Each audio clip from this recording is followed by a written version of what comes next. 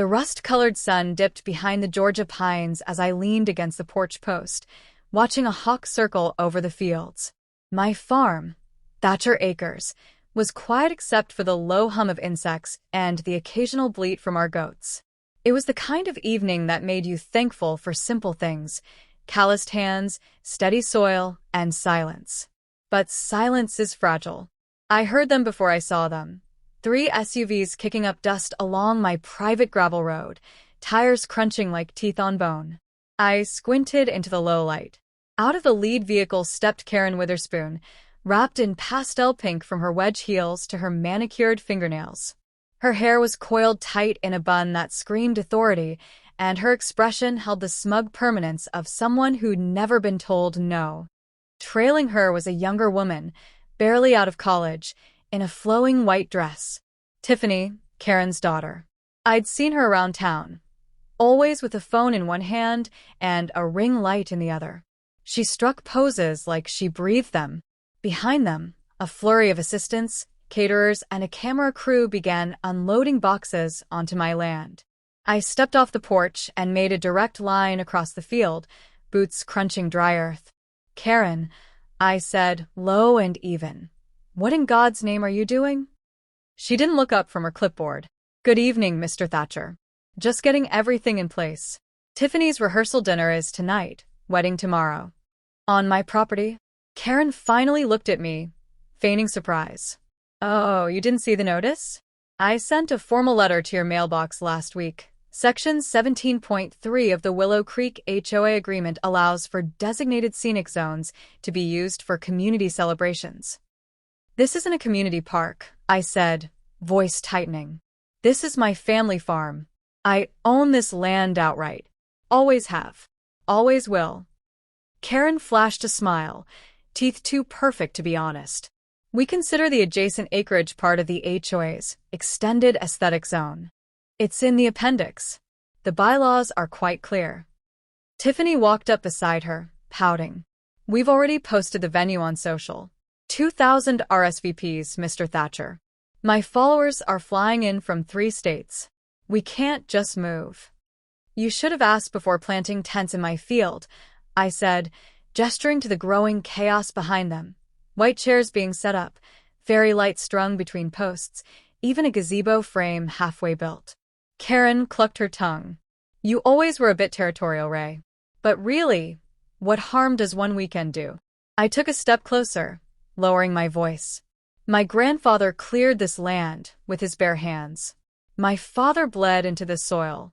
This field feeds our livestock and pays our bills.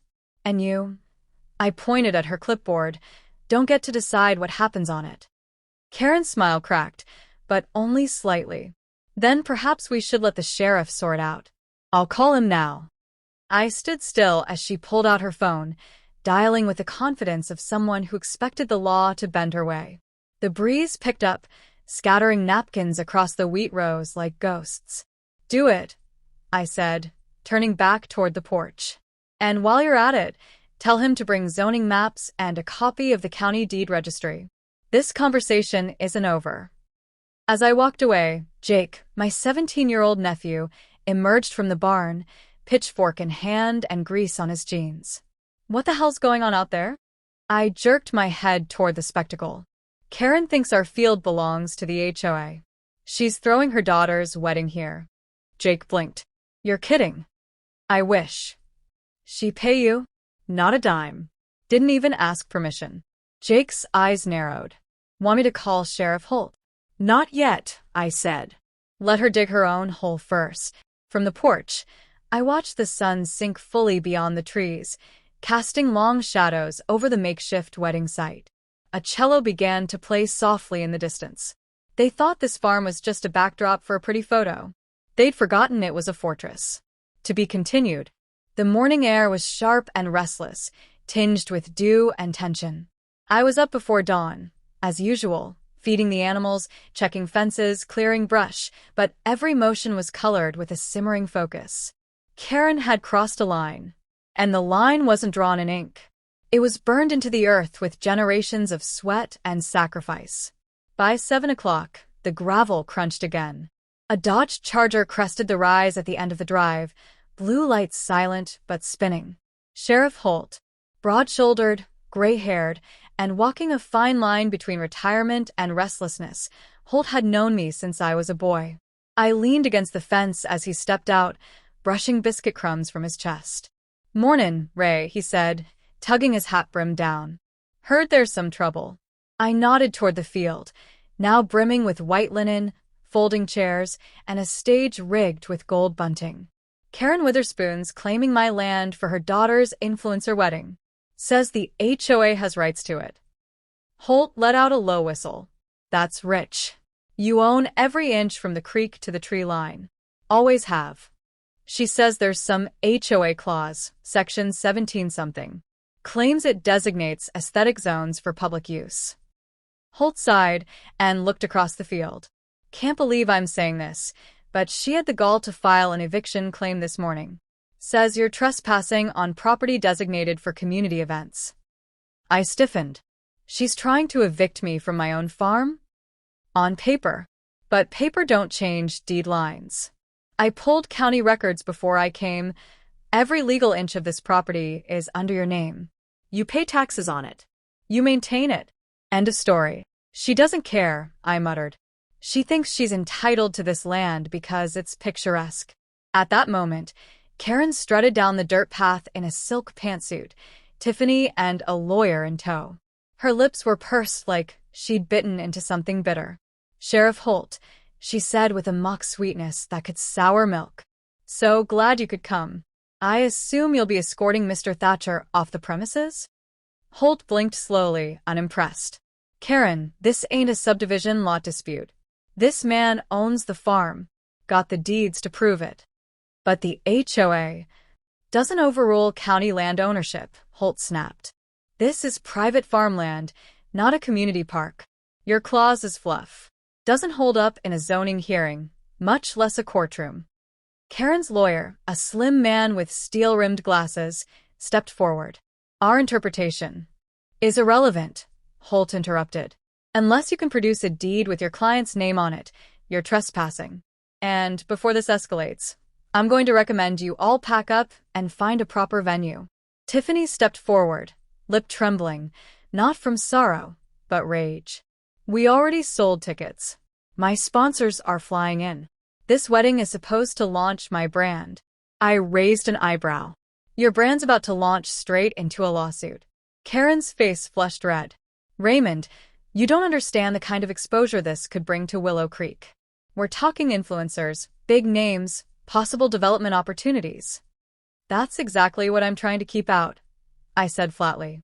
"I didn't inherit this land just to hand it over to your TikTok circus." Karen's voice dropped, venomous. "You're making a mistake. A very public mistake." "Good," I said. "Then the public can watch me protect what's mine." Holt stepped between us. "Karen, I'm giving you until noon to clear the field. After that, I'll start writing trespass citations. And if you push it further, well, let's just say county jail's not a great spot for a wedding night." She glared at him, then at me, before storming back up the path, heels digging into the dirt like she meant to carve scars. Jake appeared beside me, having watched the exchange from the porch. "Think she'll back off?" I watched the crew pause mid-setup, unsure whether to pack or press on. "No." "She didn't get where she is by accepting no. She's gonna twist this." "Then what do we do?" I glanced at the barn, at the field, at the towering pines that had stood longer than any HOA could dream of. "We hold the line." "She wants a fight?" She picked the wrong soil. The sun climbed higher, and the wedding tent flapped in the wind, an arrogant banner planted on stolen ground. But it wasn't over. Not by a long shot. By noon, the sheriff was gone, and Karen had not budged an inch. Instead of dismantling the wedding setup, she doubled down. More chairs arrived, a truck hauling floral arches rolled in, and a catering van unloaded enough silverware to feed an army. Tiffany's camera crew fluttered about like moths, filming every angle, posing her in fake crying shots by the barn and next to the goats. #WeddingWar was now trending on whatever social platform she ruled. I called the county office again. The clerk, bless her heart, confirmed that there was no permit on file for any public gathering on my land. I'd made sure to document everything, timestamps, photos, even drone footage. But I knew Karen wasn't operating on logic. She was playing the optics game. And in this town, appearances could sway opinions faster than facts. So, I changed tactics. At 2 p.m., Jake and I wheeled out the irrigation system. The sprinklers. A massive, rusting rig with 4 pivoting arms and a water cannon strong enough to knock over a scarecrow. I'd used it every summer to keep the eastern pasture green. And now, that pasture happened to be buried under Karen's wedding circus. Jake grinned. You really gonna water the bride? If she wants my field, I said, twisting the valve, she's gonna get the full farm experience. The water hissed to life.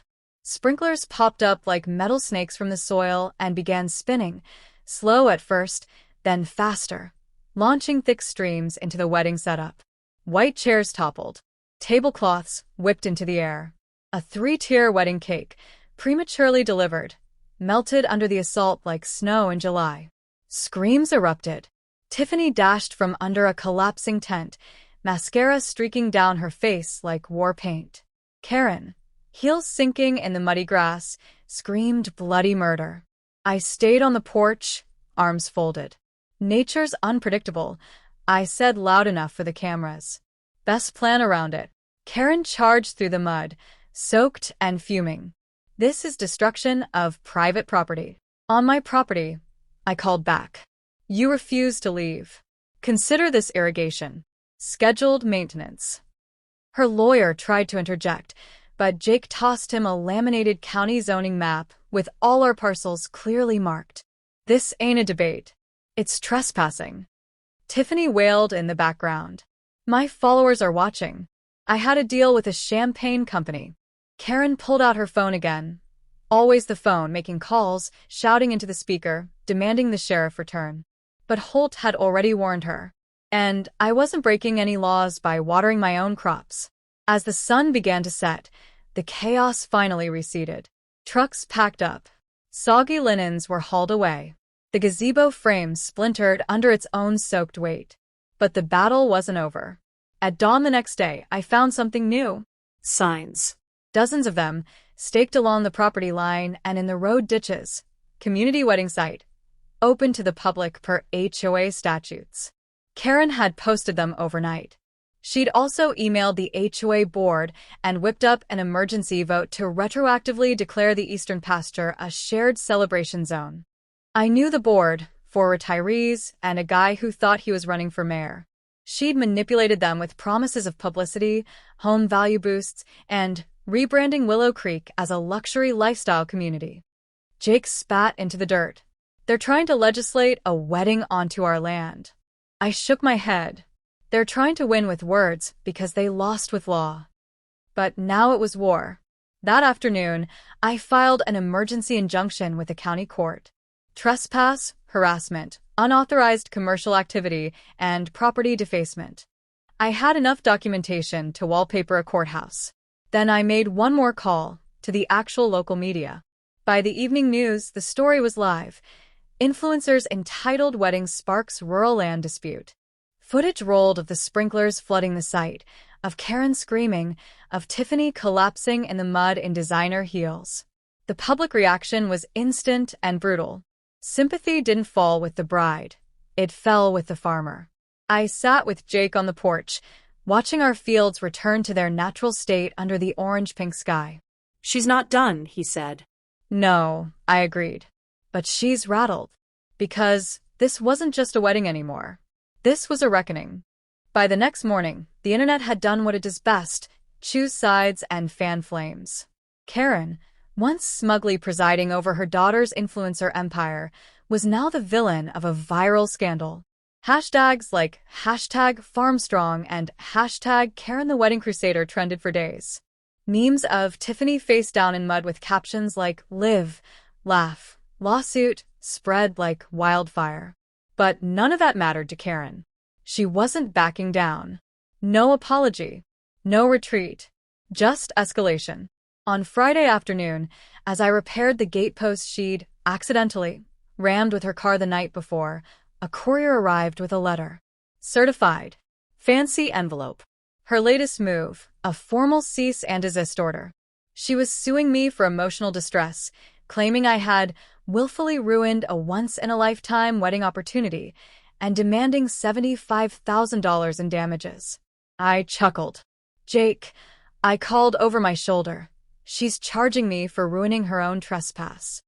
Jake leaned over to read the letter, then shook his head. This woman has the ego of a freight train and the brakes of a tricycle. But that's when it hit me. She wasn't just fighting me. She was trying to establish precedent. If she could bully a generational farmer off his own land for her daughter's wedding, what stopped her from declaring a vineyard zone, a polo lawn, a helipad for HOA wine tours? This wasn't a wedding war anymore. It was a land grab dressed in designer lace. So, I played my final card. The court date for the injunction came fast. Karen's legal team tried to delay, but the county judge was an old-school type who didn't tolerate games. I walked into that courtroom with a thick binder for witnesses and a USB stick loaded with every drone clip, HOA bylaw, and sprinkler-soaked social post I had. Jake stood behind me, tall and quiet, like a mountain that wouldn't move. Karen arrived in her signature shade of beige, flanked by Tiffany and a trio of attorneys. She looked confident, even smug, but I saw it in her eyes. Something behind the polish had started to crack. The hearing was swift and brutal. Her claim that the HOA had rights to my land was demolished within 10 minutes. The judge cited property deeds, municipal zoning codes, and the complete absence of any easement or public use designation.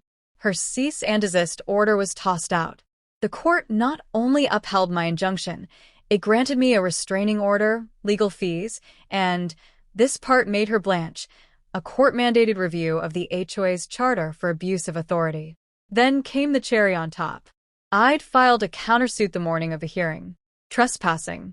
Damages. Defamation. I won. Karen Witherspoon was ordered to pay $42,000 in damages and deliver a written apology to be posted on the HOA's website for a minimum of 90 days. Tiffany's sponsorships dried up within a week, and her account was temporarily suspended for staging unauthorized public events on private land. Back home, I watched the news report from my porch, Karen ducking reporters outside the courthouse, shielding her face behind a manila folder while Tiffany sobbed theatrically. Jake leaned back in his chair. Think she'll learn anything? No, I said, sipping my coffee. But everyone else will. The HOA board resigned in a quiet flurry 2 days later. A new one was elected, folks who understood that a community thrives on respect, not power plays.